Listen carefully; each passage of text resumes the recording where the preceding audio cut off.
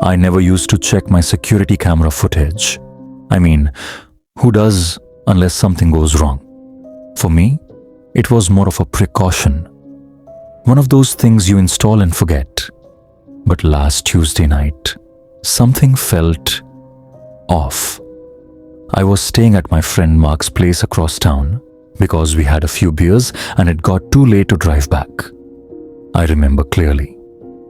I never went home that night. The next morning, I opened the camera app on my phone, mostly out of habit. There was a motion alert at 2:47 a.m. I clicked it, expecting maybe a raccoon or a delivery van passing by. Instead, I saw myself. I was lying on my own bed, tucked under the covers, completely still. The timestamp didn't lie. 2:47 a.m. But I was 30 miles away, asleep on Mark's lumpy couch. At first, I thought it was old footage. Maybe the camera had glitched and was replaying something from a previous night. But when I scrubbed through the timeline, the footage continued. At 3:12, I sat up, slowly, like someone rising from a deep, unnatural sleep.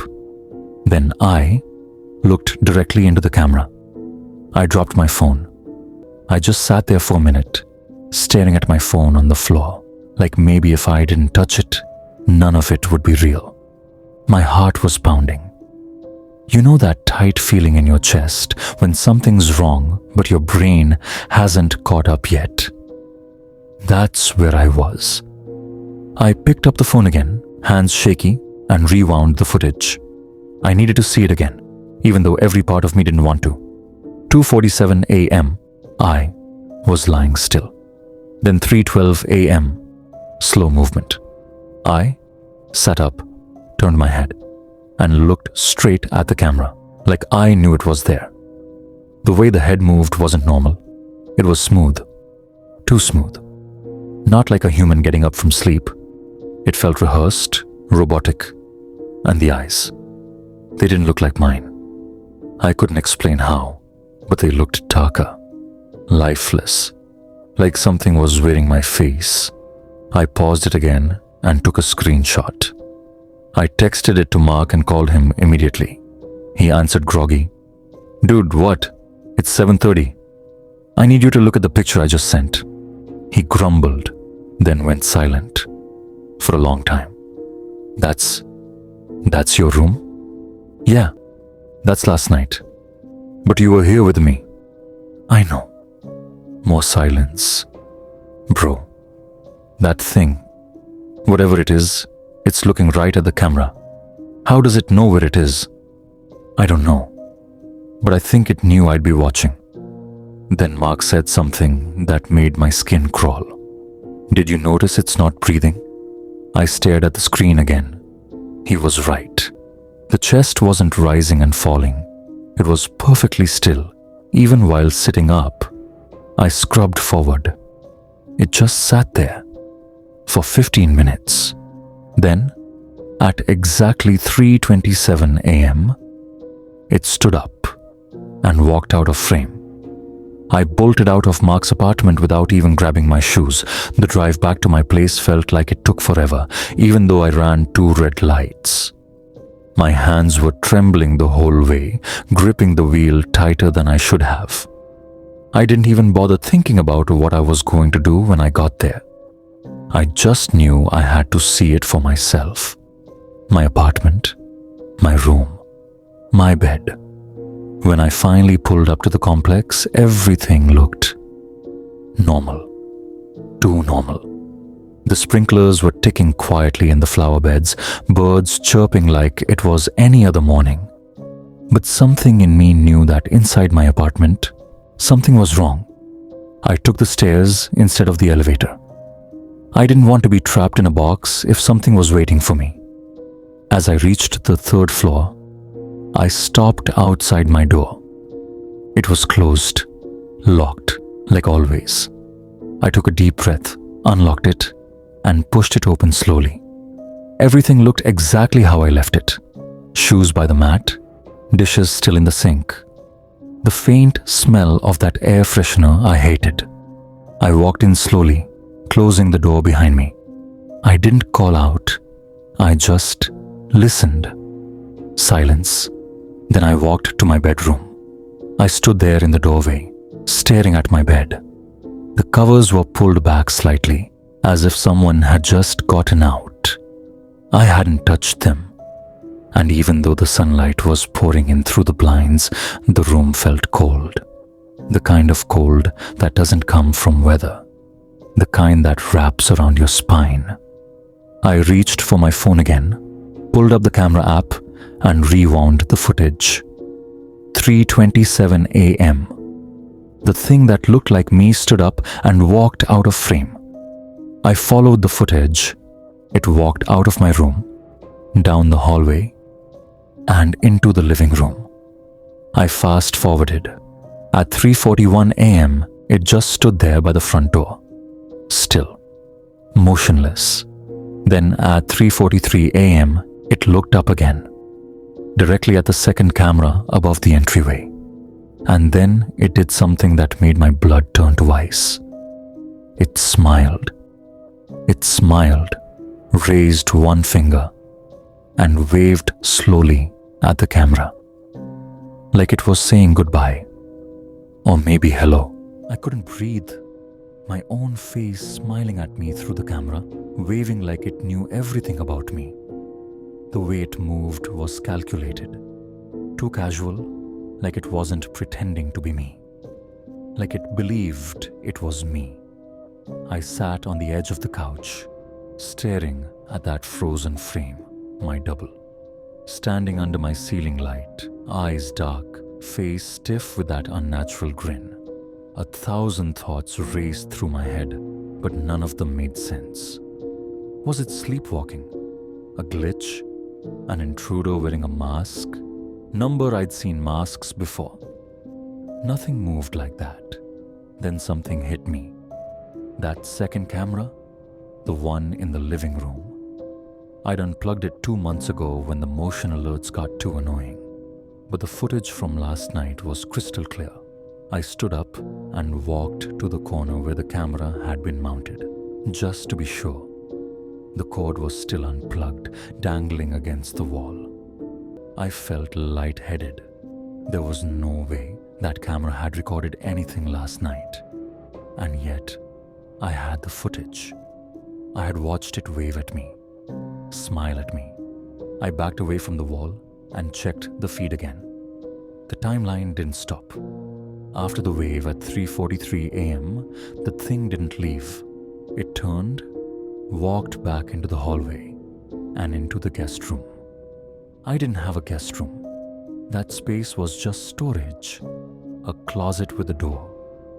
I stood there in my living room, the morning light now painting long shadows across the floor, and stared down the hallway at the closed door. That door hadn't been open in weeks, but now it was slightly ajar. I took a step toward it, then another. Each footstep felt like it echoed too loudly. I reached the doorway and touched the handle. It felt warm, not hot, but warmer than it should have been. I pushed the door open.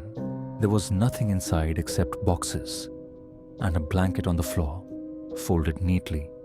My blanket. That blanket shouldn't have been there. I hadn't touched it in months. It was the one I used years ago when I moved in. I thought I'd thrown it out. But there it was, folded like someone had taken great care with it. I didn't move. I just stood in the doorway, staring, trying to make sense of it. My brain was lagging, like it couldn't keep up with what my eyes were showing me. Then I noticed the dust, or the lack of it. The entire storage room had dust, just like it always did. Boxes untouched, covered in a thin grey layer, but around the blanket, nothing.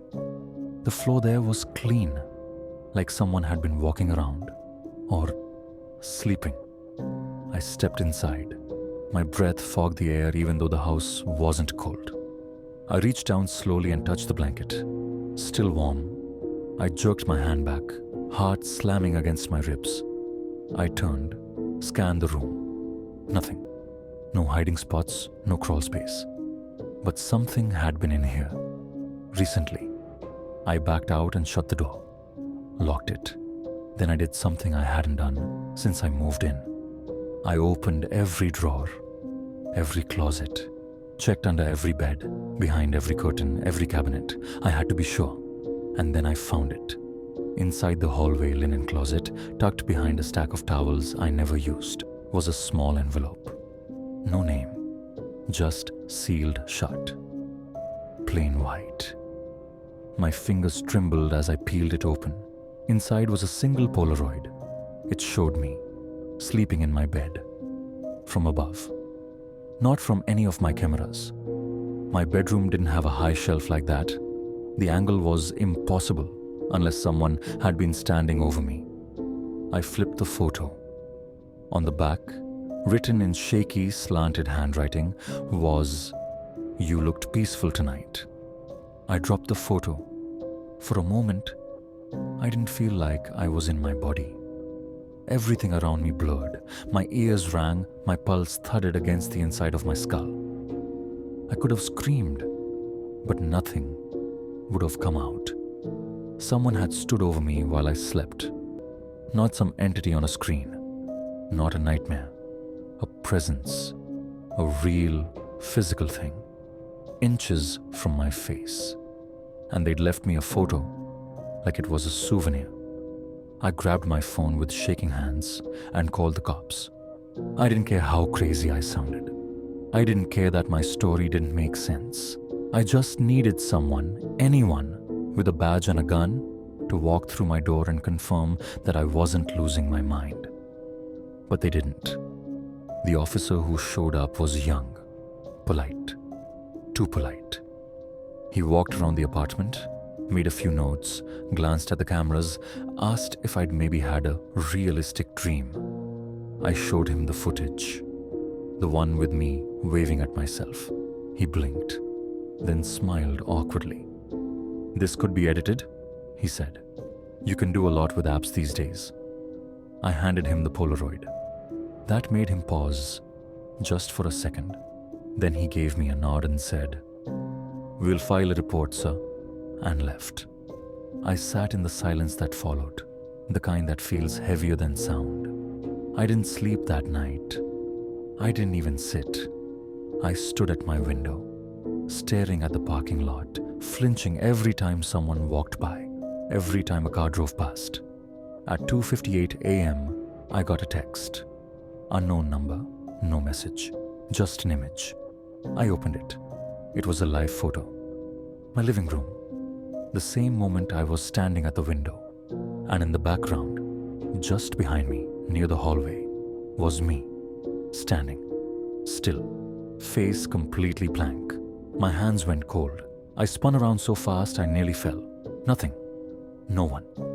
But the faint smell of the blanket, that dusty, sour, old cloth smell, lingered in the air behind me. And then another text came. "You're looking the wrong way." I didn't move. I couldn't. That last message felt like a dare. Like it was watching me right then. Not through a screen, not from a distance, but from somewhere inside the room.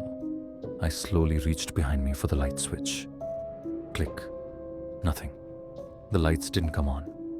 Another click. Still nothing. I tried the kitchen lamp. Dead. The hallway bulb. Dead. My phone flashlight was the only thing that worked. And even that flickered as I pointed it around the living room. It felt like the shadows were pressing in now. Every corner deeper than it had been an hour ago. The kind of darkness that waits. I knew I had to leave. I grabbed my keys, wallet, phone, ran toward the door. But when I twisted the handle, it didn't budge. The locks weren't jammed. They weren't even locked. The door just wouldn't open. I tried the back door. Same thing. It felt like the house had sealed itself. I called 911. Again, nothing. No signal. No bars. Just a blank grey screen that said, "Emergency calls only." Then a voice from the hallway. My voice. Where are you going? It whispered. I froze. I didn't turn around. It spoke again, closer now. You can't leave. Not until I'm done. My flashlight flickered, dimmed, and went out completely. Silence. Pitch black. I stood there, every inch of my body vibrating with tension, waiting to feel breath on my neck, waiting for a hand to touch my shoulder. But nothing came. Instead, the TV turned on. Static. Then an image. Grainy. Black and white. It was me, sitting in my kitchen chair, but I was watching myself on the screen, just like I was now. And behind me, barely visible in the corner, was a figure, just standing, still. Long arms, pale skin, no face, no features at all. Just smooth flesh where eyes and a mouth should have been. And then, slowly, it began to lift one hand and point directly at the screen. At me. I stumbled back from the TV, heart pounding so loud I could feel it in my throat. The static morphed again, like the screen was breathing, twitching, glitching. Then, just as suddenly, it cut to black. My reflection flashed for half a second in the dark screen, except it didn't move when I did. I stared at it, my own dim outline, frozen in place. While I stood there, gasping, gripping the edge of the counter. And then it smiled. I smiled. But I wasn't smiling. I stepped away, slowly, my knees barely holding me up. Every part of my body told me to run. But run where? The doors wouldn't open. The lights wouldn't turn on. The air felt like thick syrup, heavy and slow. The whole house had turned alien. I went to my laptop. Maybe I could send an email, post something, ask for help, but the screen was already on. Not the browser, the camera. It was recording, and in the recording window I saw my bedroom, from the same high angle. It was another live feed, except this one showed me, lying in bed again, eyes closed, breathing slow, just like before. Except I wasn't in bed. I was wide awake, standing in my kitchen. I clicked pause, rewound. There was footage going back 3 days. Each night, me, sleeping. Each time, someone or something would appear by the bed. Sometimes they stood still for hours. Other times they'd lean in, touch my face, watch me breathe. And then, last night's clip, the door creaked open and I entered. Not the me watching the screen. The other me, the one from the footage. He walked in, stood over the bed, and leaned down. Whispered something. I turned the volume all the way up, replayed that exact moment. And through the speakers, in my own voice, I heard, "Don't fight it. You're almost ready." And then, right behind me, my bedroom door creaked open. Very slowly. I couldn't move, couldn't breathe. The room felt suffocating. So much weight pressing down on me, I felt like I was drowning in the very air. I turned around slowly, heart racing, eyes wide, searching the empty space. But there was something in the corner of the kitchen now. A shadow. Too still, too quiet. It hadn't been there before. The only way I can describe it is, it was like me. The way I stand, the way I hold my shoulders. Even the tilt of my head was familiar. Like it had mimicked every move I'd made, perfected it. It didn't move, just stood there, watching me. Its face was blank, but I could feel its eyes on me, like it was pulling all the light out of the room. I wanted to scream, to run, but I couldn't. The more I stared at it, the more it felt like I wasn't me anymore. Like my own body was losing its shape, slipping into that empty shadow, like I was being swallowed whole. Then it spoke, and it wasn't my voice, but it was. At the same time, it was my voice. It said, "You didn't think you could get away, did you?" I backed away, gasping, shaking my head. No, I have to. But it didn't give me a chance to finish. It raised its arm, slowly, and then it pointed at me again, just like it had on the screen. You are me. I shook my head harder, my fingers digging into the wall behind me. I couldn't tear my eyes away. The air felt colder now, like the house itself was emptying out. Then, it stepped forward, one foot in front of the other, silent, purposeful.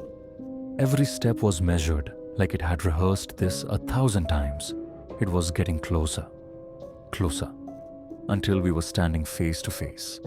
It wasn't a reflection. It wasn't a copy. It was me. But it wasn't. Run, it whispered, its voice so soft, so cold. Then, without another word, it backed away, turned around, walked straight through the wall. Not a door, not an opening. It just vanished. I don't know how long I stood there.